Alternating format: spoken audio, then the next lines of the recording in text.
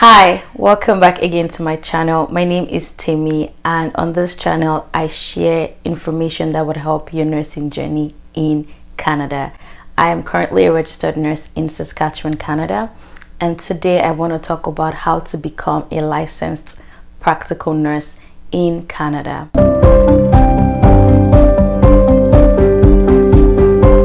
To become a licensed practical nurse in Canada, called the LPN or the RPN in some provinces, then you first have to go to a school with an approved program of practical nursing.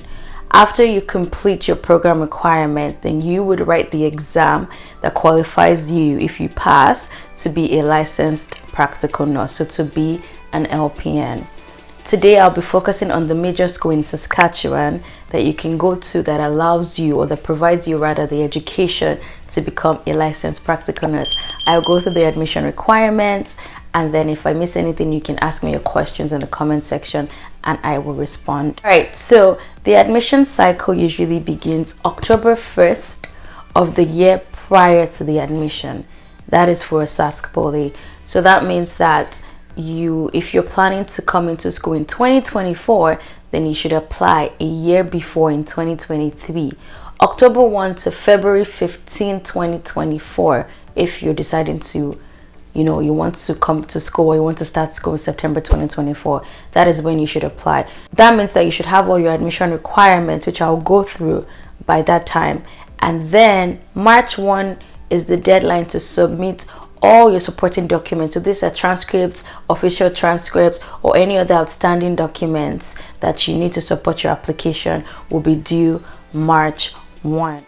This program runs for 2 years, 76 weeks, and usually you get you're taking classes all year round except in July and August. So your first semester runs from September to December, your second semester runs from January to April, your third semester runs from May to June, which is usually your practicum, so like your clinicals that could run for maybe 8 weeks, and then you'll get a break July and August, and you continue again for your 3 semesters in year 2. If you're doing a paper application, then your deadline is February 15, 4:30 p.m. If you're doing an online application, your deadline is 11:59 p.m.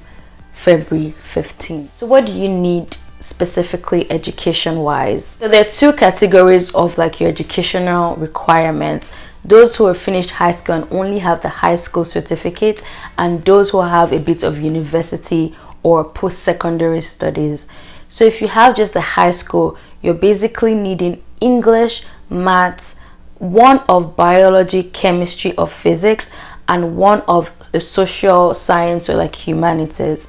So for Nigerians, let me kind of break this down more into biology or chemistry or physics. It doesn't have to be all of them, it just has to be 1 of them. Then you need English, you need maths, and then you need either social studies or geography or economics, just something more laid back that is just basically related to social sciences. If you've done a bit of university, to be under that category of post-secondary students, you need to have done at least 15 credit hours. If you're in Canada, that means basically you need to have done, depending on your credit hours in your university, you need to have done 5. If you go to the University of Regina, you need to have done 5 classes to qualify for this category. So that means you have to do a minimum of 15, and then they will weigh you up to a maximum of 30 credit hours. So you could have done maybe like more than 30 credit hours, so maybe 40, but it would only weigh your 30, your most recent 30 credit hours, depending, and then they will weigh this alongside your high school grades, and then they would choose the highest, and that's how they would weigh you upon like the competitive program, because the competitive program, so basically they would choose for you which one is your highest, putting you at an advantage. So if it's your high school that's the highest, then that's what they will go with. But if it's your university courses, post-secondary courses, that's the highest, that's what they will go with. Okay, so let's go into tuition fee. For a domestic student year 1, your tuition fee is about 11,000 plus, so let's just even wrap it up to $12,000. And then for year 2, you're looking at about $8,000. That also goes, if you're online, because there's an online option, you're also about 11,500, and for your year 2 it's about 7,200. It's basically just about $500 less. If you're an international student, for year 1 you're basically paying 21,800 as tuition and mandatory fees, and 4,200 for like textbooks and other student fees that you need to pay for. But you don't have to pay like mandatory like to the school. It's just for other things that you get, like your materials, your stethoscopes, all those kind of things. That would be what would fall under that category. So $21,000. And then for year 2 it's about $22,000 600. This is all in Canadian dollars. So roughly, if you're an international student, you're looking at about $45,000, just to wrap that up. And I think that's even, let's even wrap it up to 50,000, because that includes the non-mandatory fees, so that the other student fees for things that you need to get as that will help you succeed as a nursing student. You would also need to show proof of English language proficiency. So if you're from a country that you did not do your studies majorly in English, or you're from a non-English speaking country, you need to write the IELTS. And I would read out exactly what they want from your IELTS exam, like the results that you're looking for. For your writing, 6.5.